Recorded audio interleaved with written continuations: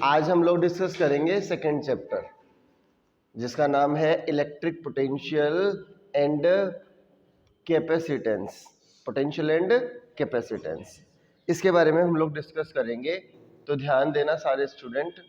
Electric potential and capacitance के बारे में बात करेंगे। उसमें सबसे पहली बात हम पढ़ेंगे कैपेसिटेंस को। किसको पढ़ेंगे? कैपेसिटेंस को। जो हमारे पास कैपेसिटर होंगे उनके बारे में हम लोग पढ़ने वाले हैं। कैपेसिटेंस का मतलब होता है चार्ज को इकट्ठा करने की कैपेसिटी। चार्ज को इकट्ठा करने की कैपेसिटी कि कितने अमाउंट में चार्ज इकट्ठा हो जाएगा, कितने अमाउंट में चार्ज इकट्ठा हो जाएगा, इसकी कैपेसिटी। ओके, अब ये यहाँ से देखिए, सबसे पहली चीज की आपको बताना है कैपेसिटेंस। ये कैपेसिटेंस क्या होगी? तो हम कहेंगे जो चार्ज होता है वो डायरेक्टली प्रोपोर्शनल होता है वोल्टेज के। डायरेक्टली प्रोपोर्शनल होता है वोल्टेज के। तो जैसे यहाँ पर इक्वल लगाओगे तो एक कांस्टेंट आएगा जिसको बोलते हैं C, और ये हो गया V। Q equals to CV। Q equals to CV। इस C को क्या कहते हैं हम लोग? कैपेसिटेंस। इस C को क्या कहते हैं? कैपेसिटेंस। ओके, और C की वैल्यू क्या आएगी? Q upon V। Q की यूनिट क्या होती है बताओ जल्दी से? वो Q की यूनिट क्या होती है? कूलम। और V की यूनिट क्या होती है? वोल्ट। कूलम पर वोल्ट इसकी यूनिट हो गई। SI यूनिट की फॉर्म में इसको फेरेड कहते हैं। क्या कहते हैं? फेरेड। कई बार इस फेरेड के आगे मिली फेरेड लिखा होगा, माइक्रो फेरेड लिखा होगा। मिली का मतलब 10⁻⁻³ और माइक्रो का मतलब 10⁻⁻⁶। ठीक है ना? नैनो भी आ सकता है 10⁻⁹।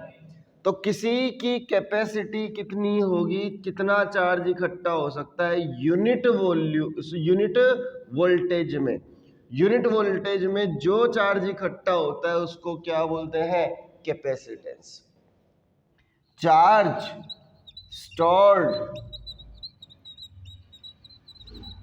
पर यूनिट वोल्टेज और per unit potential difference is known as capacitance. इसको क्या बोलते हैं हम लोग? कैपेसिटेंस। क्लियर है ये मेरी बात? ऐसा यूनिट क्या होती है इसकी? फेरेड। ये कैपेसिटेंस डिपेंड किस पे करती है? तो हम कहेंगे capacitance depends on shape and size of capacitor. Capacitor की शेप एंड साइज पर डिपेंड करता है। आ गई ये सबको बात समझ में? ओके, जैसे पानी को हम टंकी में स्टोर करते हैं, पानी को हम टंकी में स्टोर करते हैं, तो पानी का अमाउंट हो गया ना वो कि कितना पानी स्टोर हुआ है। ऐसे ही चार्ज भी स्टोर होगा। तो चार्ज का जो अमाउंट होगा, जो स्टोर होगा पर यूनिट वोल्टेज, उसी को क्या बोलेंगे हम लोग? कैपेसिटेंस। बात क्लियर हो गई सबको? कोई डाउट है तो बताओ यहाँ पर। अच्छा भाई, अब बात आती है ये कैपेसिटर क्या होता है? ये कैपेसिटर क्या होता है? तो हम क्या कहेंगे? कैपेसिटर एक डिवाइस होती है, बैटरी होती है। जरूरत पड़ने पर हमें ये करंट प्रोवाइड कर देता है, और एक्स्ट्रा करंट यदि सर्किट में आ रहा है तो उस करंट को ये क्या कर लेता है? स्टोर कर लेता है। जरूरत पड़ी ना तो ये करंट हमें क्या कर देगा? प्रोवाइड कर देगा। और एक्स्ट्रा करंट हुआ ना तो उसको क्या कर लेगा? ये स्टोर कर लेगा। बेसिकली ये करंट को स्टोर करता है इलेक्ट्रिक फील्ड की फॉर्म में। An electrical device in which electric charge is stored in form of electrostatic field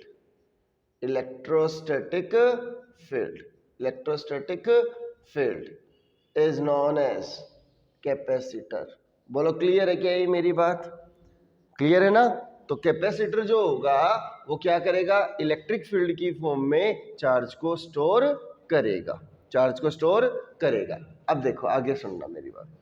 capacitor हमारे पास में कितने टाइप के होते हैं? तो हम कहेंगे कैपेसिटर हमारे पास में बेसिकली 3 टाइप के होते हैं। पहला होता है जिसको बोलते हैं स्फेरिकल कैपेसिटर। कैसा होता है? Spherical capacitor. दूसरा कैपेसिटर कौन सा होता है? जिसको हम बोलते हैं parallel plate capacitor. Parallel plate capacitor जिसको पीपीसी बोलते हैं, ये बहुत इंपॉर्टेंट है एग्जाम के लिए। Okay, parallel plate capacitor. तीसरा जो होता है उसको बोलते हैं सिलेंड्रिकल कैपेसिटर। ये आपके सिलेबस में नहीं है। सिलेंड्रिकल कैपेसिटर ये आपके सिलेबस में नहीं है, 12th के सिलेबस में, बाकी तो है सिलेंड्रिकल कैपेसिटर। अब आपको क्या करना है? हर एक कैपेसिटर के बारे में डिस्कस करना है और उसकी कैपेसिटेंस निकालनी है। ओके, इसी के अलावा एक और कैपेसिटर जिसको बोलते हैं होलोस्फेरिकल कैपेसिटर। होलोस्फेरिकल कैपेसिटर ये इसी का टाइप हो जाएगा, स्फेरिकल कैपेसिटर का। होलोस्फेरिकल कैपेसिटर, होलोस्फेरिकल कैपेसिटर हमें डिस्कस करना है, ये करना है डिस्कस, ये करना है डिस्कस, और ये होलो स्फेरिकल कैपेसिटर को डिस्कस करना है। क्या मेरी ये बातें सारी की सारी क्लियर है? कैपेसिटेंस का मतलब कितना चार्ज स्टोर हुआ है, ठीक है ना, कितना चार्ज स्टोर हुआ है पर यूनिट वॉल्यूम, उसको कैपेसिटेंस बोलते हैं। कैपेसिटर क्या होता है? जिसमें स्टोर कर रहा है, जिसमें स्टोर कर रहा है। कंडेंसर होता है ना, कंडेंसर, पंखे में लगाते हैं हम लोग कंडेंसर, उस कंडेंसर का नाम ही कैपेसिटर है फिजिक्स की लैंग्वेज में, उसी कंडेंसर का नाम। हम इसमें बेसिकली कंडेंसर यूज लेते हैं सिलेंड्रिकल। कौन सा यूज लेते हैं? सिलेंड्रिकल, ठीक है ना। आ गई मेरी बात समझ में?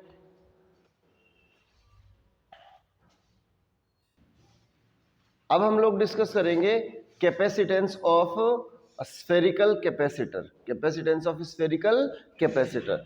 तो स्फेरिकल कैपेसिटर की कैपेसिटेंस कैसे निकलेगी देखना।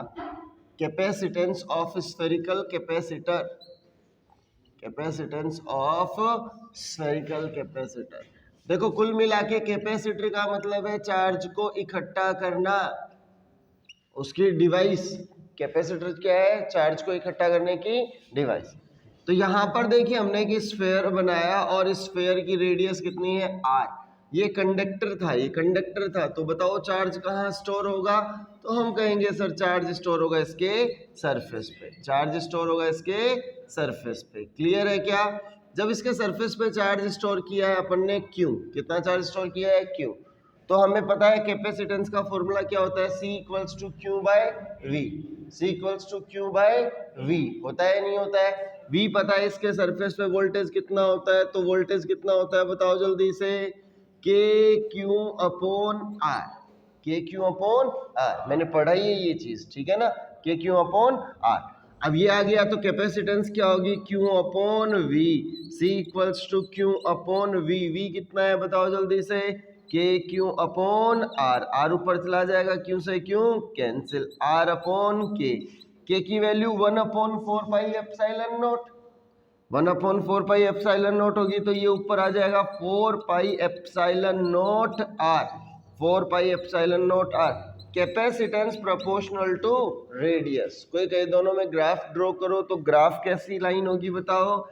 कैपेसिटेंस और रेडियस में सीधी लाइन। रेडियस बढ़ेगी, शेप एंड साइज बढ़ेगी, तो हम क्या कहेंगे?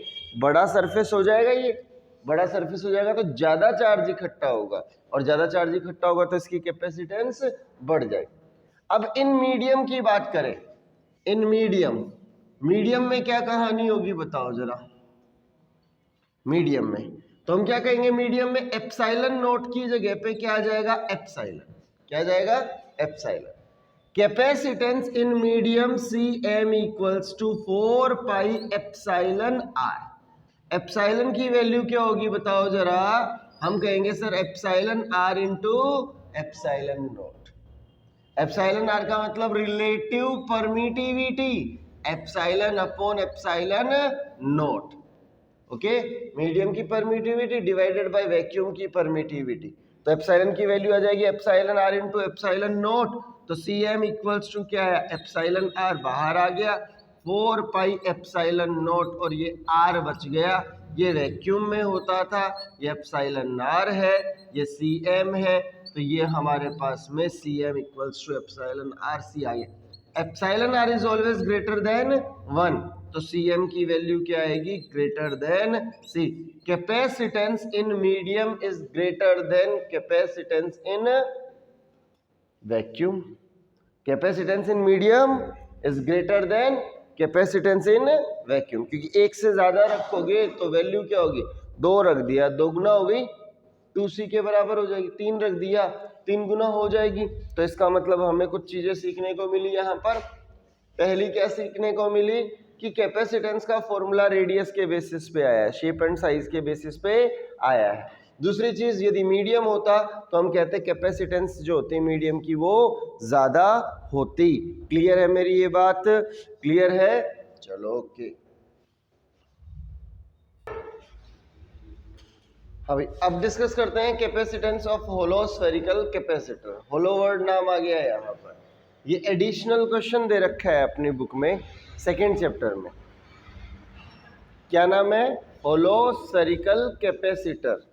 कैपेसिटर के अंदर क्या इकट्ठा होगा? चार्ज. देखते हैं पहले इसका डायग्राम बनाते हैं. डायग्राम कैसे बनेगा? बाकी तो सब सिंपल है. ये स्फेयर है और इसको होलो कर दिया, मतलब इसके अंदर वाला पोर्शन कट कर दिया. ये अंदर खाली है, ये इसमें मटेरियल है. ये कंडक्टर है. ये क्या है? ये कंडक्टर. कंडक्टर में चार्ज कहाँ प्रेजेंट होता है? सरफेस पे. अंदर कैसा चार्ज होता है? न्यूट्रल. अंदर कैसा चार्ज होता है? न्यूट्रल. कैसा होता है? न्यूट्रल. मान लीजिए आपने बाहर से इसको प्लस चार्ज दे दिया. कैसा चार्ज दे दिया? प्लस. बाहर से इसको कैसा चार्ज दे दिया हमने? मान लीजिए प्लस चार्ज दे दिया. अंदर वाले स्फेयर की रेडियस कितनी है अपने पास में? R2. और बाहर वाले स्फेयर की रेडियस कितनी है? R1. R1 is greater then R2.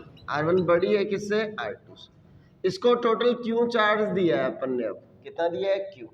तो अब देखो ये प्लस किसको अट्रैक्ट करेगा जरा बताइएगा? माइनस को. अंदर वाला माइनस इस पे आके इकट्ठा हो जाएगा या नहीं हो जाएगा? बताओ जल्दी से. न्यूट्रल था ना अंदर, उस न्यूट्रल का माइनस यहाँ पर आके इकट्ठा हो जाएगा और प्लस प्लस को रिपल करेगा. तो ये देखिए प्लस यहाँ अंदर की तरफ आके इकट्ठा हो जाएगा. मेरी बात क्लियर है क्या? ये क्लियर है ना भाई? दोनों चार्ज होते हैं अंदर. न्यूट्रल है. कैसा है? न्यूट्रल है. इसलिए क्या हुआ? प्लस ने प्लस को तो रिपल कर दिया, अंदर तक भेज दिया, और प्लस ने माइनस को क्या कर दिया? अट्रैक्ट कर लिया. अब हमने क्या कर दिया? यहाँ पर अर्थिंग कर दी. क्या कर दी? अर्थिंग. अर्थिंग वाले प्लेस का वोल्टेज कितना होता है? 0. कितना होता है? 0. जैसे ही अर्थिंग की ऊपर वाला फ्री चार्ज सारा का सारा किधर चला जाएगा? अर्थ में चला जाएगा. देखो प्लस और माइनस दोनों चार्ज बन गए. बने नहीं बने? चार्ज बनाना है, चार्ज स्टोर करना. अंदर स्टोर हुआ है नहीं हुआ? हो गया ना. यही तो कैपेसिटर होता है. यही तो क्या होता है? कैपेसिटर. ये वाला पोर्शन माइनस क्यू का हो जाएगा और ये वाला पोर्शन प्लस क्यू का हो जाएगा. क्लियर है क्या? टोटल कितना हो जाएगा? 0. अब देखो, अब आपको क्या करना है, ध्यान देना मेरी बात. पोटेंशियल निकालो आउटर सरफेस पर, फिर पोटेंशियल निकालना है इनर सरफेस पर. ये थोड़ी सी ध्यान रखनी है बात. ये बाहर वाला सरफेस ग्राउंडेड है, अर्थिंग कर रखी है. अर्थिंग वाले पॉइंट पर हमेशा वोल्टेज कितना होता है? 0. कितना होता है? 0. दैट्स व्हाई इसको कितना कर दिया? 0. ठीक है ना. तो अब मैंने क्या किया? दूसरी बात सुनना. अंदर वाले सरफेस की बात की. अंदर वाले सरफेस पे पोटेंशियल क्या होगा? तो देखिए हमने प्रीवियस लेक्चर्स में डिस्कस किया था कि किसी भी कंडक्टिंग स्फीयर के अंदर पोटेंशियल कितना होता है? तो हम कहेंगे सरफेस के बराबर. सरफेस के बराबर. पोटेंशियल का फॉर्मेट KQ/R. इसके अंदर वाले सरफेस पर, इस सरफेस पर निकाल रहे हैं पोटेंशियल. इसका तो कितना है? 0. आउटर सरफेस का 0 है. इनर सरफेस का कितना होगा? देखिए बाहर वाले सरफेस के लिए ये वाला जो छोटा स्फीयर था ये अंदर है. अंदर की तरफ पोटेंशियल कितना होता है? KQ/R1 सरफेस के बराबर. बोलो होता है नहीं होता है? किसके बराबर होता है? सरफेस के बराबर. लेकिन क्यू क्या है उसका? माइनस है. क्यू क्या है उसका? माइनस है. सही बात है क्या? अरे भाई इसकी वजह से क्या होगा, अंदर पोटेंशियल होगा, अंदर पोटेंशियल किसके बराबर होगा, सरफेस के बराबर होगा। इसका काम खत्म। अब ये इसका खुद का तो सरफेस ही है ना, खुद का सरफेस, इसका मतलब खुद के लिए कहाँ होगा, सरफेस पर, और खुद का सरफेस होगा इसका मतलब ये भी के क्यू अपॉन आर, लेकिन आर क्या है इसकी, R2, क्योंकि इसकी रेडियस तो R2 है, उसकी रेडियस कितनी थी, R1, और ये पॉजिटिव होगा, ये कैसा होगा, पॉजिटिव। वैसे मैंने डिस्कस कर रखे हैं, देखो आपको ज्यादा नहीं ध्यान देना है, बस छोटी सी बात है। ये एक और बना लिया, मान लो ये Q1 था, ये Q2 था और ये Q3 था, ये रेडियस A हो गई, ये B हो गई और ये वाली C हो गई। आपको यहाँ पर इस पॉइंट पर, A पॉइंट पर पोटेंशियल बताना है, फिर B पर बताना है, फिर C पर बताना है, फिर D पर बताना है, O, A, B और C इन पर पोटेंशियल बताना है। तो O पर कितना होगा बताओ, O सबका अंदर है ना, इसके लिए भी अंदर, इसके लिए भी अंदर, इसके लिए भी अंदर, अंदर कितना पोटेंशियल होता है, तो हम क्या कहेंगे, के क्यू अपॉन आर, आर मतलब पहले की रेडियस सी, के Q1 Q2 upon are, radius कितनी हो जाएगी भी, इसके अंदर है, इसके भी अंदर है, के Q3 अपॉन ए, और ये तीनों पॉइंट हो गए। आपको मान लीजिए इस ए पर निकालना है, तो ए पर भी इतना ही होगा, क्योंकि इसका तो स्फीयर, इस स्फीयर का तो ये सरफेस है, इसके अंदर है, इसके भी अंदर है। ए पर कितना आएगा बताओ जल्दी से, ए पर कितना आएगा, तो हम क्या कहेंगे, सबसे पहले बाहर वाले के लिए ये पॉइंट अंदर है, ये के क्यू अपॉन सी, सरफेस के बराबर। इस दूसरे वाले के लिए भी ये अंदर है, के क्यू टू अपॉन सी, सॉरी सी नहीं बी। तीसरे वाले के सरफेस पे कितना आएगा, के क्यू थ्री अपॉन ए, इसके बराबर ही आया। बी पर निकालेंगे तो कितना आएगा, देखो बी पर निकालेंगे, दिख रहा है क्या, बी पर निकालेंगे तो क्या आएगा, देखना ध्यान से सुना। इस अंदर वाले के लिए तो बाहर है, और बाहर वाले के लिए क्या है, अंदर है, और खुद के किस पर है, सरफेस पर। बाहर वाले से स्टार्ट करो, के क्यू वन अपॉन सी रहेगा इसका, तो इसके लिए सरफेस है, यही रहेगा के क्यू टू अपॉन बी, लेकिन इसके लिए बाहर है, बाहर वाले के लिए क्या होता है, k Q upon small are होता था, जितनी दूर है, तो इससे कितनी दूर है, बी दूर है, प्लस के क्यू थ्री अपॉन बी, ए नहीं बी दूर है, अंदर की तरफ सेम होता है, बाहर तो कम होता जाता है।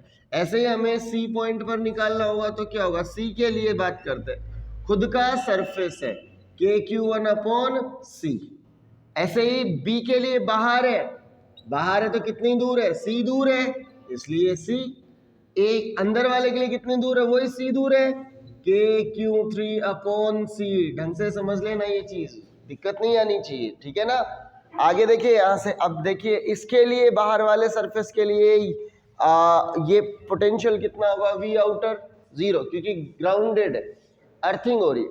अंदर वाले के लिए क्या होगा, तो अंदर वाले के लिए हमने वी आई लिखा, इनर सरफेस लिखा, तो मैंने बोला बाहर के लिए तो ये अंदर है, और अंदर वाले पॉइंटों पर पोटेंशियल किसके बराबर होता है, सरफेस के बराबर होता है। सरफेस का पोटेंशियल कितना होता है, k Q upon are, Q कितना है इसका, माइनस क्यू, आर कितना है इसका, R1।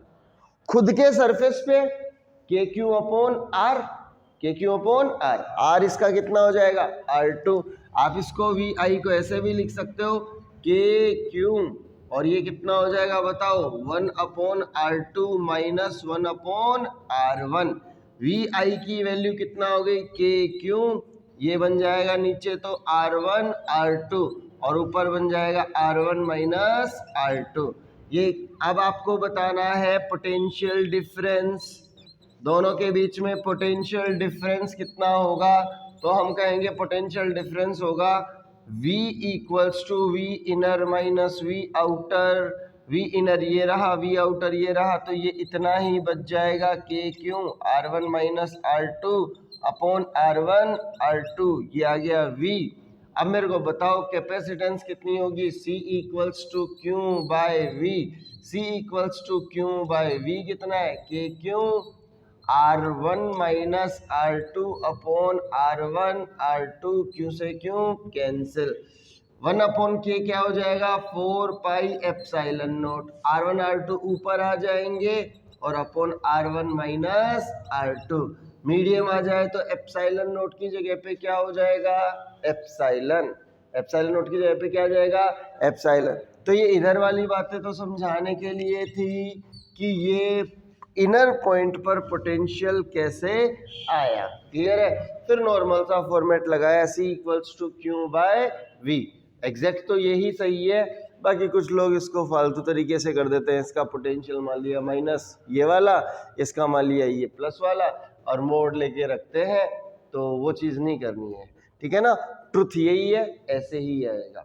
फिर पोटेंशियल डिफरेंस निकालेंगे, दोनों का डिफरेंस किया, फिर नॉर्मल सा कैपेसिटेंस का formula C equals to Q by V। इसको समझाने के लिए मैंने आपको पूरा पोर्शन समझा दिया है। ओके, पॉज कर दो।